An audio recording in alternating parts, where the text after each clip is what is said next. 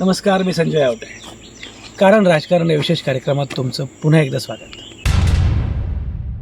किती दूर किती दूर किती दूर अजून स्वप्नातला गाव कधी येणार सजून. मी आज अशा ठिकाणी आहे की काय म्हणजे जे सत्यात आहे की स्वप्नात आहे हे कळू नये अशा ठिकाणी आहे. खरं म्हणजे इतक्या ठिकाणी मी जातो, पण मला असं अनेकदा वाटत आलं आहे की कोकणात जेव्हा मी येतो ना, तर कोकणासारखं जग कुठेच नाही आहे. हे जगच वेगळं आहे, अद्भुत आहे, सुंदर आहे.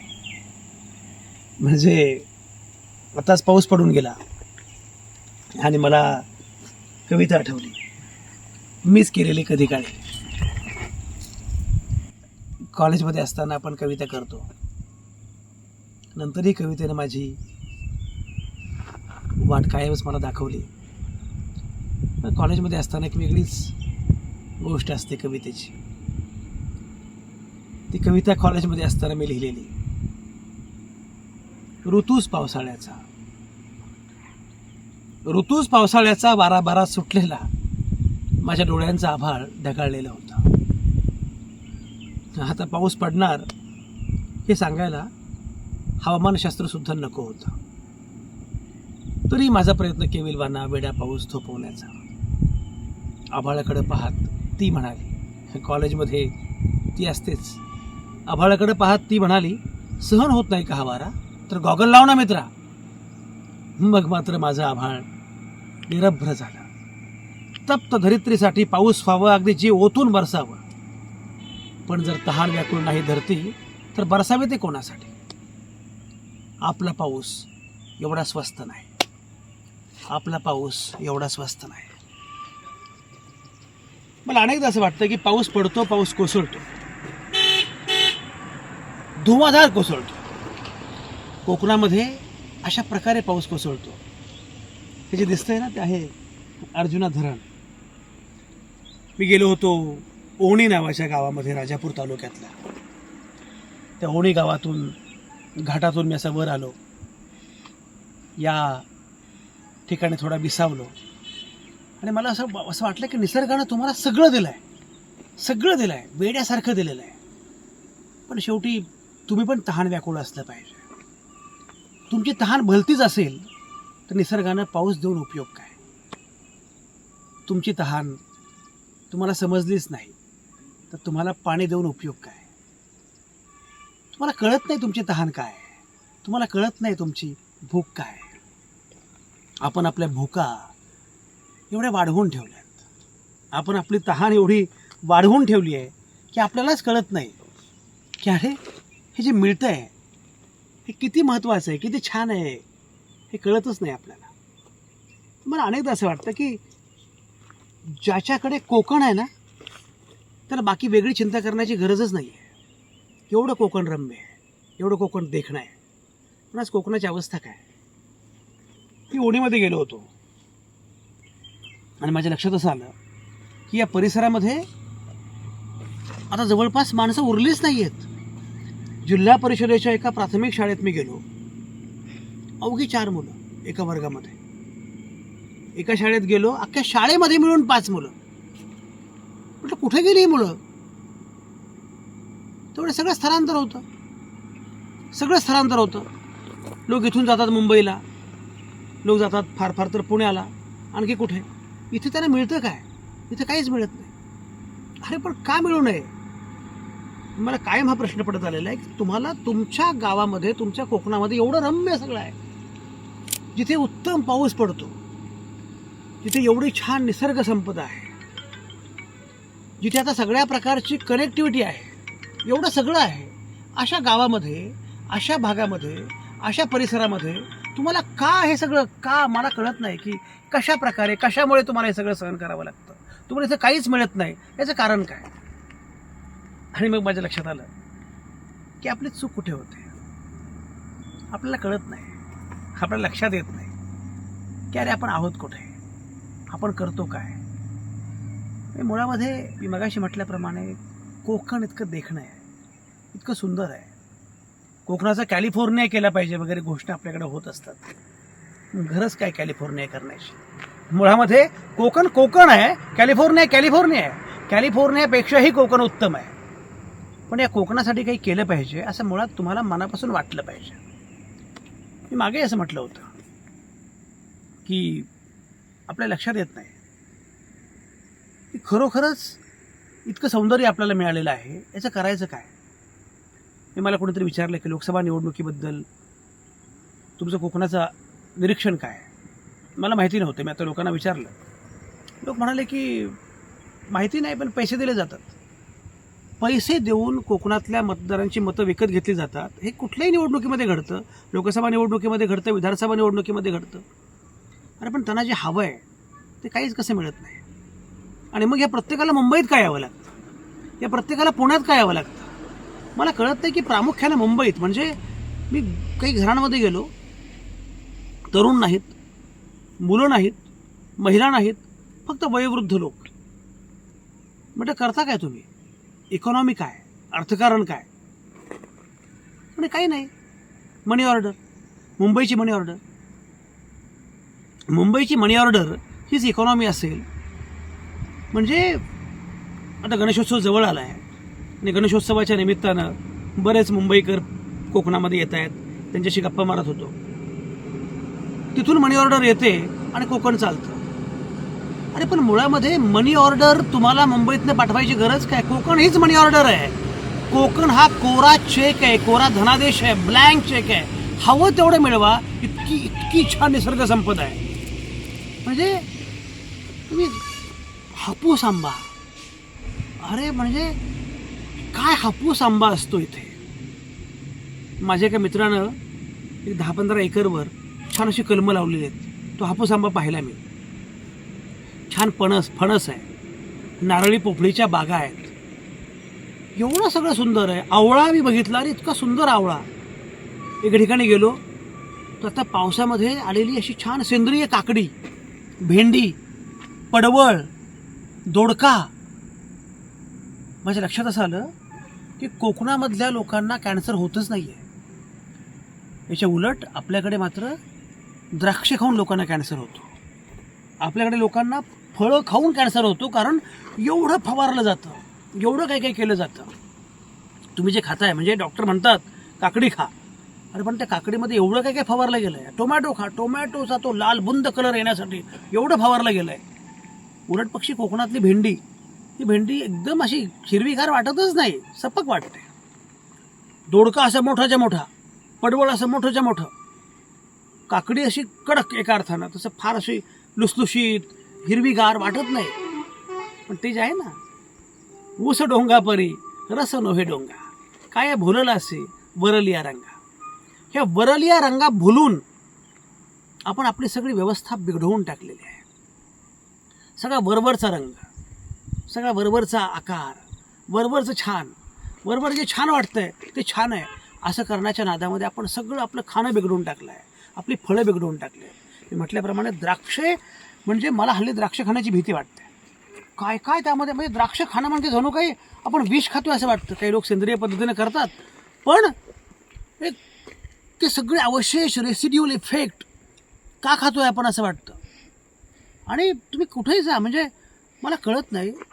तो अनेक ठिकाणी आपण हॉटेलमध्ये जातो, ती भाजी, तो टिपिकल हिरवागार पालक, टिपिकल लाल भडक रंग. हे रंग अनेक जण अजिनोमोटो वापरतात. तो अजिनोमोटो एवढा भयंकर आहे, म्हणजे मला कळत नाही की अजिनोमोटो, तो मसाला, तर हे ते वापरून सगळं आपण आपलं सगळं जगणं इतकं अवघड करून टाकलं आहे. कुठेही खायची भीती वाटावी असं सगळं प्रकरण आहे. मी काय काय बोलतोय मला कळत नाही आहे. पण माझ्या एक लक्षात आलं आहे की आपण निसर्गापासून इतके दूर चाललो आहे. एवढं सगळं छान जगणं आहे आपलं, त्यापासून आपण एवढा दूर चाललो आहे की आपण सेंद्रियतेशी असणारं आपलं नातं आपण पूर्णपणे हरवून गेलेलो आहोत. सेंद्रिय काही आहे हे आपण विसरून गेलेलो आहोत. आपल्याला सगळं वरवरचं पाहिजे, कृत्रिम पाहिजे, सगळ्याच अर्थाने. खरं म्हणजे हे अगदी सगळ्याच अर्थाने आहे. हे नातेसंबंधांबद्दल आहे, हे जगण्याबद्दल आहे, हे खाण्याबद्दल आहे. हे पिण्याबद्दल आहे. आपण इतकं वरवरचं जगू लागलेलो आहोत आणि त्या जगण्यानं आपलं इतकं आयुष्य अवघड करून टाकलं आहे. मनापासून, मनपूत, आतून आपण काही करत नाही. मी मागे म्हटलं होतं, गांधींना आतला आवाज ऐकू आला. हा आपल्याला कुठं ऐकू येतो आतला आवाज? हा आतला आवाज आपण ऐकत नाही आणि हा आतला आवाज ऐकू येत नाही. ही सगळ्यात मोठी गडबड असते आपली. कारण तो आतला आवाज ऐकण्यासाठी मुळात तो निसर्गाशी काही संवाद असावा लागतो, स्वतःशी काही संवाद असावा लागतो. कोकणामध्ये एवढं सगळं आहे. म्हणजे मला अनेकदा असं वाटतं की भारत हा खरंच श्रीमंत देश आहे. त्याच्यामध्ये गरीब लोक राहतात.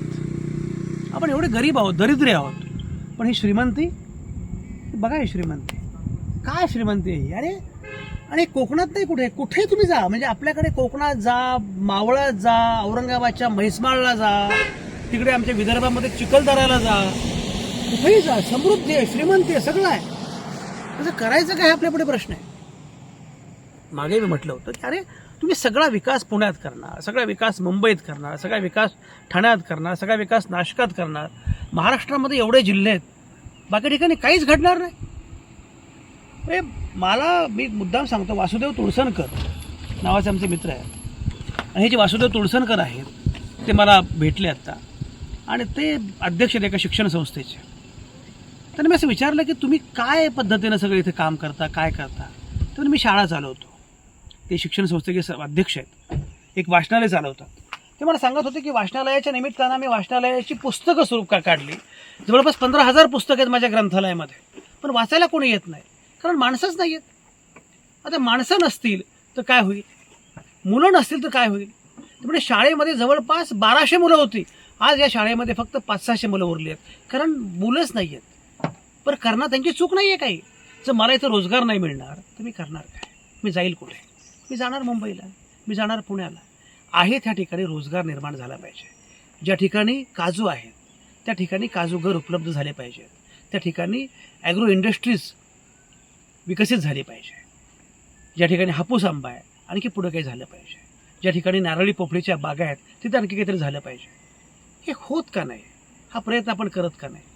असा प्रश्न मला अनेक वेळा पडतो.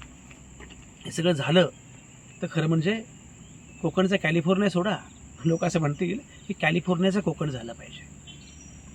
हे घडत नाही, होत नाही. मी मागेही म्हटलं याचं कारण असं आहे की आपल्याला मित्रो आणि मेट्रो म्हणजे विकास असं वाटतं, चकचकीत गुळगुळीत म्हणजे विकास असं आपल्याला वाटतं. ऊस डोंगापरी रस नो हे डोंगा, काय भुरलासी वरल या रंगा. हा वरचा रंग हे आपल्या पुढचं सगळ्यात मोठं आव्हान आहे. आणि म्हणून मला असं वाटतं की ह्या वरच्या रंगापासून हे जे भुलणं आहे ना, ह्याच्या पलीकडे जाऊन आपल्याला विकासाचा, शाश्वत विकासाचा खरा अर्थ कळायला पाहिजे.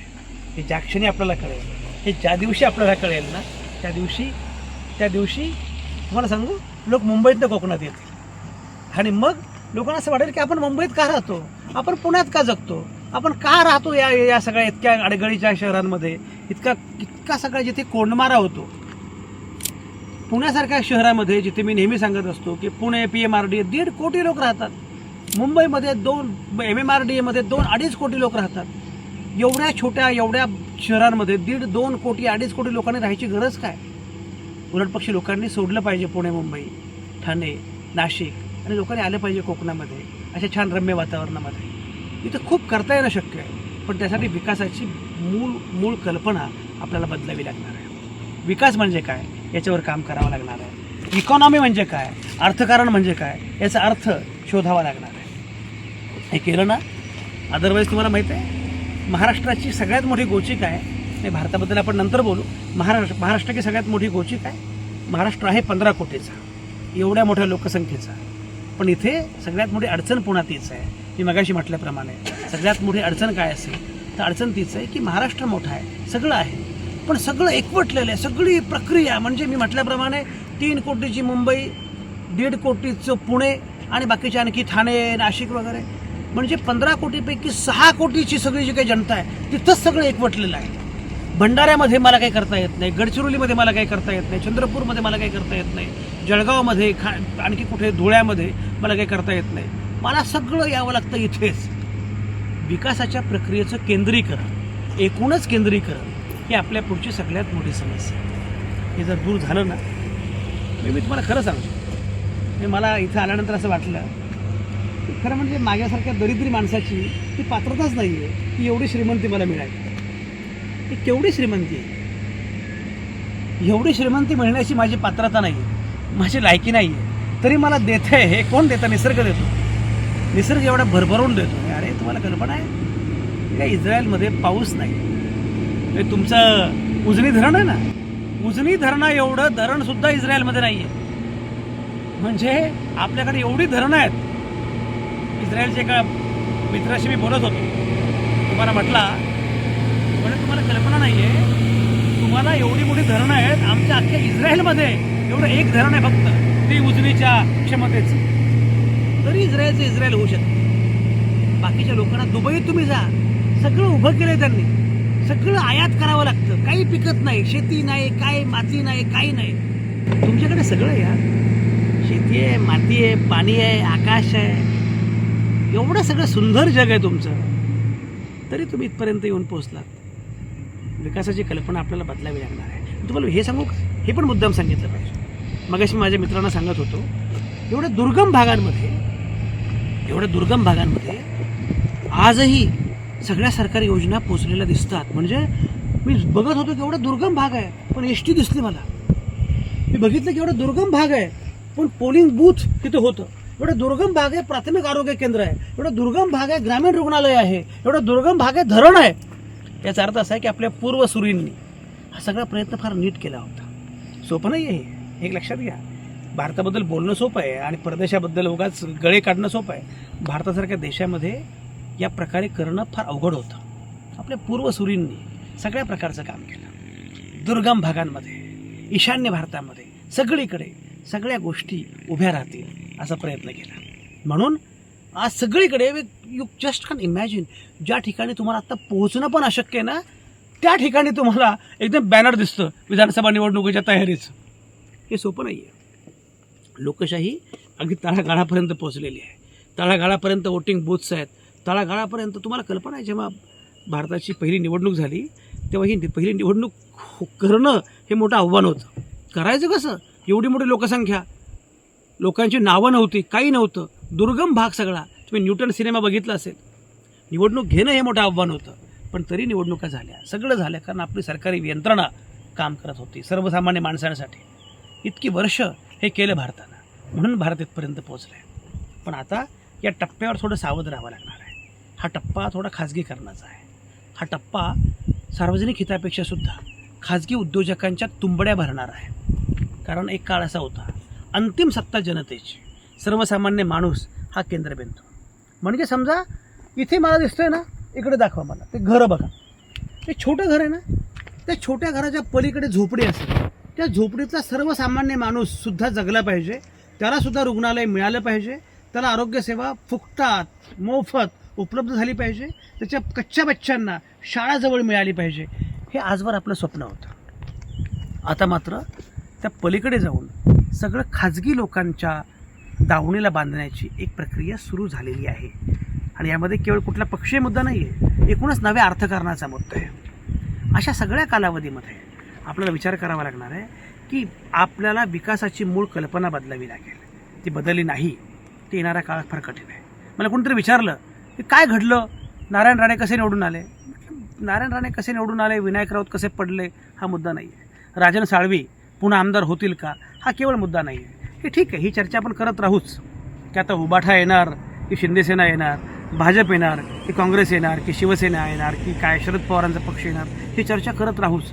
पण कधीतरी या मूलभूत मुद्द्यांबद्दल पण आपण विचार करावा लागणार आहे. आपल्याला बोलावं लागणार आहे की अरे एवढे दिवस अंतिम सत्ता जनतेची, सर्वसामान्य माणसांची असं होतं, अचानकपणे धनदांडग्यांच्या दावणीला आपण पक्ष कसे बांधले, धनदांडग्यांच्या दावणीला आपण सगळी यंत्रणा कशी बांधली. एका विधानसभा निवडणुकीला 100 कोटी रुपये खर्च केले जातात. मला प्रश्न पडतो, सर्वसामान्य माणसांनी या लोकशाही व्यवस्थेमध्ये करायचं काय. समजा मला उद्या असं वाटलं की मला माझ्या मतदारसंघामध्ये निवडणूक लढवायची आहे, 100 कोटी, 10 कोटी, 50 कोटी, पण हा खर्च निवडणूक आयोगाच्या आकडेवारीनुसार नसतो, तो निवडणूक आयोगाच्या नोंदींवर येत नाही, पण तो असतो. हे खाजगीत सगळेच बोलतात. Election management, image making, branding हा सगळा खर्च लोक सांगत असतात. निवडणुका खर्चिक होत जाणं. मी परवाही व्हिडिओ केला होता, परवाही मी कार्यक्रम केला होता. या निवडणुकीमध्ये सगळ्यांना, आपल्या पोरांना, पोरींना, भाच्यांना, नातवंडांना निवडणुकीच्या रिंगणामध्ये आणायचं आहे, त्यांना सेट करायचं आहे. सर्वसामान्य माणसांनी करायचं काय? एक लक्षात घ्या. मी तुम्हाला पुन्हा सांगतो, आपल्याला एक विचार निश्चितपणे करावा लागणार आहे. सर्वसामान्य माणसाची ही सत्ता आहे. कोकणातनं सर्वसामान्य माणसाला मुंबईत जावं लागणार याला अर्थ नाही. त्याला कोकणामध्ये रोजगार मिळाला पाहिजे. आणि तो रोजगार मिळताना याचा अर्थ कुठला तरी अशा प्रकारचा प्रकल्प की ज्यामुळे पर्यावरण संपेल, आरोग्य संपेल असं नाही. तर त्या ठिकाणी नीटपणे विकासाचं विकेंद्रीकरण ही सगळ्यात महत्त्वाची गोष्ट आहे. आज झालं आहे काय माहीत आहे? आज झालं आहे असं की पुणे मुंबई संपलेलं आहे. मला अनेकदा प्रश्न पडतो की मुंबई कुठल्याही क्षणी संपेल, पुणे संपेल. या शहरांची एक्सपायरी डेट जवळ आलेली आहे. ही शहरं मरू लागली आहेत, शहरं संपू लागली आहेत. आणि जिथे छान मोकळं वातावरण आहे, मोकळी जागा आहे, ती बकाल झालेलं आहे.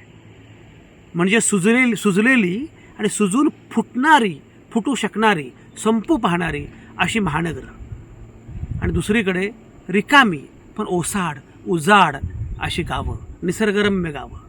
हे आपल्या पुढचं सगळ्यात मोठं आव्हान आहे. याच्यावर आपल्याला काम करावं लागणार आहे. फार तपशिलात मी बोलत नाही, पण आज मला कोकणात आल्यानंतर मला खरंच असं वाटलं, यार काय देखणं गाव आहे सगळं, काय देखण्या परिसर आहे. या देखण्या परिसरामध्ये लोकांनी स्थलांतर करणं, ही ओसाड उजाड गावं होणं, त्या गावांमध्ये मुलंच नसणं, त्या गावांमध्ये तरुणच नसणं, आणि सगळ्यांनी त्या मुंबईमध्ये, पुण्यामध्ये गर्दी गोंगाट करणं, तर त्यांची चूक नाही आहे. त्यांच्यापुढे पर्याय नाही आहे. हे पर्याय उपलब्ध करून देणं हे आपलं काम आहे. मला असं वाटतं की राजकारणाचं सगळ्यात मोठं प्रयोजन हे असायला पाहिजे. हेच असतं राजकारण. राजकारण म्हणजे केवळ निवडणुका नाही. राजकारण म्हणजे फक्त पक्ष फोडणं नाही. राजकारण म्हणजे केवळ या प्रकारच्या सगळी कारस्थाने करणं नाही. आपण राजकारण नावाची गोष्ट बदनाम करून टाकली आहे. अरे बघा हा निसर्ग. कुठले झाडी, डोंगर आणि हाटील सांगताय आम्हाला? झाडी, डोंगर, हाटील आणि खोकी याच्या पलीकडचे ही झाडी, डोंगर आपल्याला दिसलं पाहिजे. या प्रकारे एक नवं राजकारण विकसित करण्याचं आव्हान आपल्यासमोर आहे. आणि म्हणून मला असं वाटलं की मी सहजपणे, मला जे वाटलं ते मी आता बोललो आहे, पण खरंच हे नवं अर्थकारण विकसित करण्याचं आव्हान आपल्यासमोर आहे. आणि आय एम शुअर हे आपण करू शकतो. हे तुम्ही करू शकता. हे मी करू शकतो. त्यासाठी असा रेटा आपण सुरू केला पाहिजे. हा जनरेटा सगळ्यात महत्त्वाचा आहे. आपण सांगितलं पाहिजे नेत्यांना, आमचं गाव आहे, रम्य आहे, देखणं आहे, सुंदर आहे, इथे काहीतरी घडलं पाहिजे. इथे का रोजगार नाही आहे? एवढं छान कोकण आहे, हे छान का होत नाही? ज्या कोकणामध्ये बॅरिस्टर नाथ पै, मधु दंडवते असे खासदार होते, लोकांचे असे रिप्रेझेंटेटिव्ह होते, ते कोकणात आज नक्की कोण आहे असा मला प्रश्न पडतो. मी पुन्हा सांगतो, पक्ष कुठला हा महत्त्वाचा मुद्दा नाहीच आहे. कोकण रेल्वे सुरू झाली त्याचं कारण मधु दंडवते. बॅरिस्टर नाथ पै आता एवढा मोठा उत्तुंग माणूस होता. या लोकांनी कोकणाच्या विकासासाठी जे प्रयत्न केले, आज मला कोकणातल्या आमदारांकडे, खासदारांकडे बघून असं वाटतं की अरे काय चाललंय हे कोणाचे नेते आहेत? ठेकेदारांचे, कंत्राटदारांचे हे नेते आहेत कोणाचे? सर्वसामान्य माणसांसाठी लढणारे असे नेते आहेत कुठे? हे नेते असतील कुठे? येतील कुठे? एनिवे, तुम्हाला काय वाटतं? पण तुम्हाला खरं सांगू का, बाकी सोडून द्या, पण एकदा या परिसरात या. देखणा परिसर आहे. वेडे व्हाल तुम्ही, वेडे व्हाल. अक्षरशः इतका सुंदर परिसर आहे. मला असं वाटलं की अरे इथे मी का आलो नाही? इतकी वर्ष मी महाराष्ट्रामध्ये राहतो, मी महाराष्ट्रामध्ये आहे, महाराष्ट्रामध्ये जन्मलो, मी हा परिसर कसा काय पाहिला नाही? हा परिसर तुम्ही पाहिला पाहिजे, नक्की पाहिला पाहिजे. तुम्हाला असं वाटेल की अरे एवढं सौंदर्य, एवढं देखणं आहे पण माझ्या अवतीभोवती आहे, मला कुठे बाहेर जायची गरज पण नाही. लोक काय करतात माहिती आहे? सिंगापूरला गेलो, स्वित्झर्लंडला गेलो, दुबईला गेलो. दुबईत जाऊन ते काहीतरी मॅनिप्युलेशन केलेलं सौंदर्य बघतात जे अनैसर्गिक आहे. क्वालालंपूर, मलेशियात जाऊन काहीतरी बघतात, युरोपात जाऊन बघतात. मला कोणाला कमी लेखायचं नाही आहे, पण त्यापेक्षाही अधिक देखणे पण माझ्या कोकणात आहे. त्याचं आपण काय करतो? पर्यटन म्हणून काय करतो? इकॉनॉमी म्हणून काय करतो? अर्थकारण म्हणून काय करतो? विकास म्हणून काय करतो? या सगळ्याचा छान विचार करण्याची वेळ आत्ता आलेली आहे. आणि तो विचार तुम्ही आणि मी केला पाहिजे. कदाचित राजकीय नेते हा विचार करणार नाहीत, त्यांची ती इच्छा पण नसेल, पण आपल्याला हा विचार त्यांनी केला पाहिजे, यासाठी भाग पाडलं पाहिजे. बाकी तुम्हाला काय वाटतं? मला खात्री आहे तुमच्या भरपूर कमेंट्स येणार आहेत या सगळ्याबद्दल, आय एम शुअर. एनिवे, बाकी बोलत राहू, भेटत राहू आणि अशा रम्य वातावरणामध्ये भेटायला आणखी मजा येते. खरं ना? बाय.